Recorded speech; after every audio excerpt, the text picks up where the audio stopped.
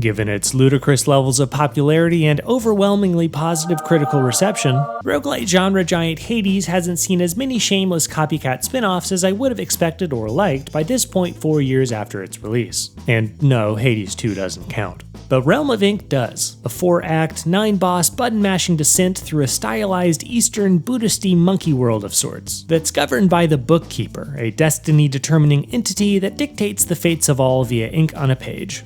You'll play as Red. Get it? Red like read a book? No? You've never done that? Who decides she doesn't care for old Bookkeeper or his Book of Fates, and only by waging war on his bevy of bosses will she be able to break free of his realm to write her own story. Easier said than done. Red will face dozens of enemy types en route to the Bookkeeper, but she won't do it alone. For in addition to a number of supporting side characters we'll unpack in a second, Red has Momo, your adorable little Pikachu ink pet buddy that evolves depending on the 2 types of ink skills you have selected.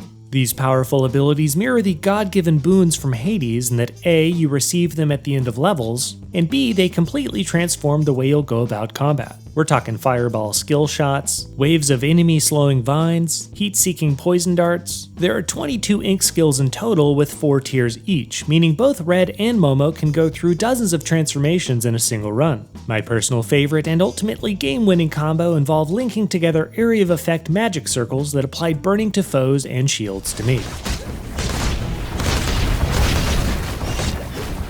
As with Hades, clear a room in Realm of Ink and you'll get a reward, then a choice between the next room/reward you'd like to enter/receive. Die, however, and as with all roguelites, it's back to the beginning. Which isn't so bad in Realm of Ink, as death means returning to the warm bowels of a friendly fox spirit that regurgitates your inky essence into the Fox Den, a hotel filled with eclectic merchants that you'll occasionally meet on the road and right before every boss fight. After leveling up your ink spells, buying new buff bestowing items, and stuffing your face full of big, hot, juicy, health regenerating Chinese dishes, you'll do battle with a multi-phased boss baddie, then advance to the game's next act. But while all the Hades pieces are here and primed for roguelite fun, does this tried and true formula translate well from the underworld to fantasy China?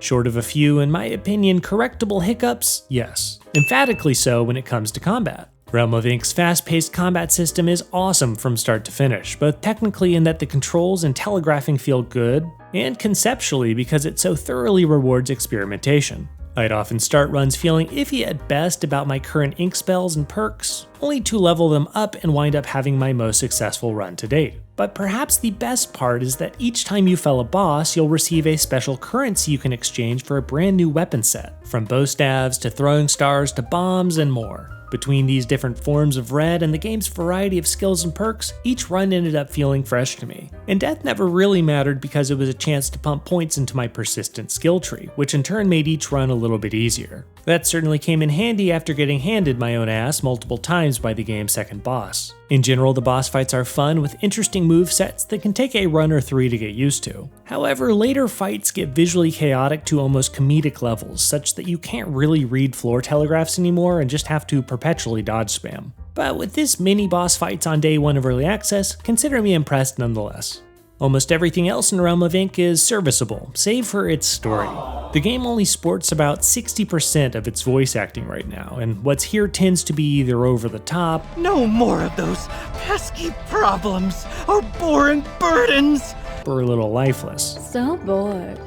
So bored. But that I can mostly forgive. What I can't is how uninteresting and unsympathetic Red is as a protagonist. Her current motivation for waging war on the Bookkeeper is simply, I don't want him to control my fate, which is a fine sentiment I suppose, but feels hollow when Red fails to elaborate on her own plans and how they differ from what the Bookkeeper had in store, which didn't sound that bad to begin with. Finally, the game's current ending doesn't create a compelling narrative reason to keep replaying, so you're really just in it for the love of the admittedly excellent combat after winning your first run. Counterpoint, you can level up Momo by feeding him treats and he gets really fat, which more or less makes up for the busted plot, don't you think?